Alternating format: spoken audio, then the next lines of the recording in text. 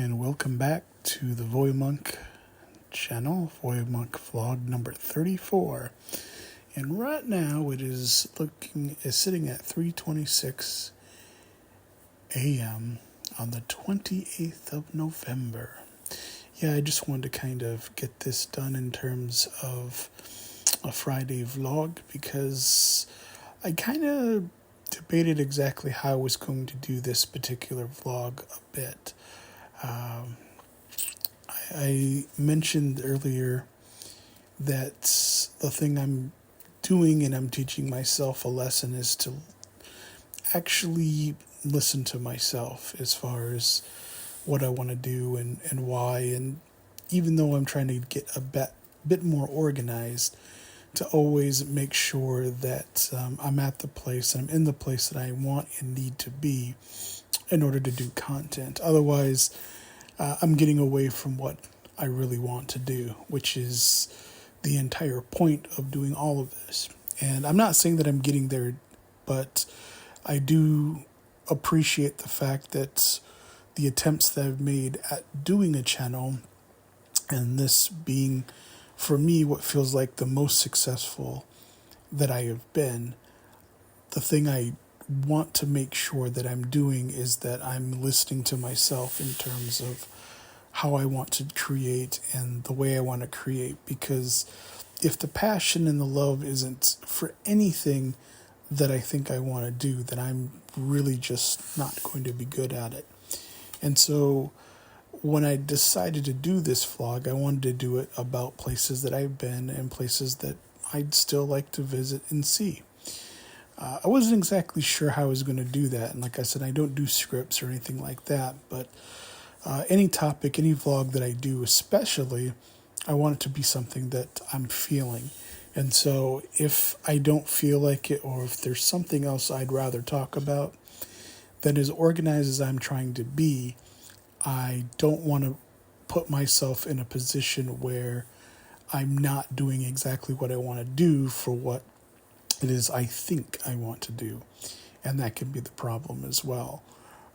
Sometimes I think with being organized and being fortunate enough to be organized and have some kind of predictability, which I think a lot of people want, it can also come at a price, at least for me, with my conditions and situations, where sometimes, because of my anxiety and depression, sometimes I can talk myself also out of doing some things that I want to do, which is basically what I'm doing what I want to do now, but putting that anxiety ahead and the fears for whatever it is I want to do, or having the depression that also holds me back from doing what I want to do.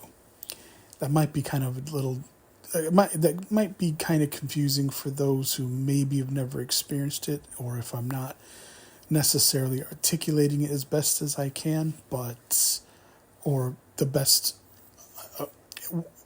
I should is how I should word that. And so, yeah. In terms of my travels, I have been through a lot of different states. I've been through Minnesota, Iowa, Kansas, Nebraska. I have been to Denver, Colorado. I have been through, I believe it was Utah, and some parts of Arizona, and of course Nevada, California, Oregon, Washington, Idaho, Montana, and North Dakota. I've also been to Louisiana as well, and through some parts of Texas. And I've got to say, growing up in the 80s, probably the one place that I'd always longed to visit, because it took a great deal of time to do that, was California. And that's probably mostly because in my imagination and most of what I've seen on television, California was the place you ought to be. So you loaded up the truck like a guy named Jethro, and you kind of take the next step. And I never really imagined that I would move or go to California in that sense. I always kind of found it a place that was the beautiful land of sunshine and Baywatch babes, lots of other things, I guess, or whatever that was marketed and explained on television. But I have been to California a couple times, maybe two or three, through and visited, and it's a beautiful place. I think San Francisco, in terms of weather, was probably my favorite. I do like the beaches and that sort of thing. I say if I could choose from where I'm going and go now, I would, and I'm saying this is kind of just wishing, I don't think these will happen, but I would definitely love to visit some places outside of the continental United States as well, like Australia, Brisbane, or Sydney, Australia. I always thought those were some pretty places, Adelaide being another. And of course, as far as within the continental United States, aside from also Hawaii, which is beautiful, but I'm not really too partial to the hot weather. I'm a more of a dreary, cloudy, cool, cold type of guy. So that's really the kind of weather that I like the most. Although I will say that the show And with an E, and knowing where that was located and recorded, Prince Edward Island, I've never really been too interested in visiting the East Coast, but that part of Canada I've always found pretty beautiful in terms of what I've seen, especially the filming locations for Anne with an E. And if you ever get a chance to check that out as far as the series, it's a great show. But the scenes and the way that they do the setting, it's really exceptional. And I'm not one of those people that longs for kind of like old or back in time type of vibes or whatever, but I just thought the scenery and the shore and a lot of the scenes that they filmed were pretty exceptional. So that's definitely one of the places I'd like to see. Winnipeg looks beautiful, and also British Columbia and Alberta. So those are some places I'd like to visit outside of where I've already been. And I think, of course, my last would say is Alaska. Not to do the bush people thing like on Discovery. I don't plan on doing any naked and afraid type of things, but it's definitely one of my favorites in terms of the kind of climate. I like the cold weather as opposed to, again, warmer or hot weather. But I also kind of like the isolation and the fact that there isn't as much of hubbub and the connection to a lot of the more faster paced regions and that kind of thing. So I have an appreciation for that. I'm not a hunter. I'm not a out in the wild type hiker. I think another place I almost forgot to mention was I think Iceland is pretty, and despite the name of the country, it has a lot of beauty and a lot of really cool places that if I were ever lucky enough to do, I would definitely visit. I think Switzerland's also kind of nice. I think Germany, also maybe Sweden is pretty nice as well. But I don't necessarily think I have as much of a longing to visit. I think visiting England would be kind of cool, just to take the photographs to say that I'd been.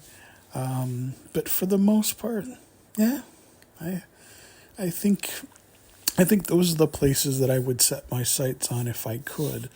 But I'm not saying that it's as in terms of a bucket list. I mean, these are places that I would like to see, but I would say probably a lot of the places that I've always wanted to see the most, I have gotten to see some of them, and I do think as a kid growing up in Minnesota that I would ever get a chance to see that is something I couldn't imagine even a little bit. Like I said, I grew up poor. One of the things I was able to do a few years back because unfortunately my mom's one of my mom's uncles had passed away, and he had left enough for us to do a little bit of traveling because she wanted to see the sights and around the country, and we took a road trip and got a chance to do that. And so the most important and loved person in my life, which is my mom, and being able to do something as cool as that was definitely the thing that I would say that I treasure the most in the experiences that I've had. And so, yeah, as far as going forward, I don't know that I'll ever get to most of the places that I've mentioned yet. Prince Edward Island is on the other end of the coast. I don't know that I'm going to be able to get on a plane and go all the way into New Zealand either, or the parts of the southern Pacific or oceanic countries, like I said, Brisbane or Sydney, Australia, but or even for that much Hawaii. I'm not saying that it's a never, but it is just those are some of the places that I've always looked at if I hadn't visited them, or I have only seen them either through pictures or movies or just surfing the net and doing research on places that are of my interest. And I think, honestly, in addition to the things I've said as far as journeying and all that stuff, the cool thing about the internet, and I think one of the great things about online technology is the ability to explore and do things that, quite frankly, when I was growing up, the only way you could really know about a lot of places was, yes, the library and that kind of thing, if you had access to certain kinds of content, but really not quite in the way that you can kind of experience it now, whereas you can actually talk to people that are from certain regions. You can learn about things for more than just the scope of wherever you were specifically learning it. And so I think those are some pluses and some great things in terms of the internet. I mean, you can really do a lot of exploring with just the click of the mouse. And so I don't think it's necessarily the same thing, but I think it's certainly an enhancement, and it definitely, for the most part, gets you a lot further than getting an old map and maybe going down to B. Dalton's bookstore if you couldn't get the access to the content at your local library. Sometimes there were books and sometimes I'm not exactly sure what you'd call them, but like photographic books, for want of a better description. And yeah, so like I said, I think those are the things that are great. And in terms of travel and that sort of thing, like I said, I think the thing that to me is the most important is wherever I visit or I go, I certainly try to do what I can to do as much research on the culture and of course customs to wherever, because I think if you're a guest somewhere or whatever, it behooves you to know enough about where you're visiting so that you're being a good guest as it were. So that's just my experience, and it's a limited experience. I mean, there's lots of places that I don't think get a lot of exposure in terms of places like California, and so some of the places that I've mentioned, that is pretty much kind of why I have those interests as well, because I think some of the places that get more exposure than others generally tend to be places that are very crowded, and with me being an introvert and not very much into lots of people, it isn't really something that I yearn for and that kind of thing. For the most part, And with this channel, one of the things I would like to do is do some video of places that I do travel. So if I ever do get the chance to, or as I do visit things, I'll definitely put that on the channel and, hopefully have the kind of quality that I'd like, but because that's important. But just like the vlogs, the video voiceovers that I'm doing, I'm definitely going to take the steps to move towards those things when I'm ready, and also using this as a stepping stone to doing that in terms of creating more content and getting more comfortable as I create and build. So I know hopefully I'm not rambling too much. This is a little bit of a longer vlog for a Friday. And so, yeah, that's basically what I wanted to tackle on this vlog. So until my next vlog, take care.